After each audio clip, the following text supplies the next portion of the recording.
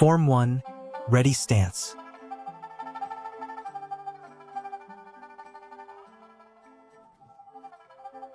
Feet together, arms hanging naturally at the sides.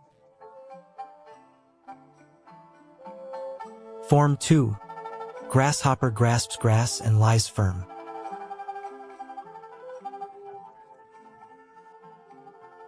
Arms bend naturally and are placed at the waist. Both hands form the grasshopper finger. Step out to the left. Simultaneously, thrust the grasshopper fingers toward the upper left. Cross both hands, right hand on top, left hand on bottom. Rotate the wrists in a circle to the right. Simultaneously, retract both hands to the right hip. Left hand on top, right hand on bottom. The right foot executes a blocking kick forward. Right foot lands, left foot leaps forward. Maintain the grasshopper finger hand shape.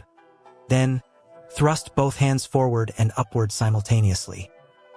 Slowly lower the body into a squat. Arms follow the body, pressing downward and forward naturally. Transition both legs into a kneeling stance, leaning your upper body forward while keeping your back straight. Point both hands in Mazha, grasshopper fingers, diagonal.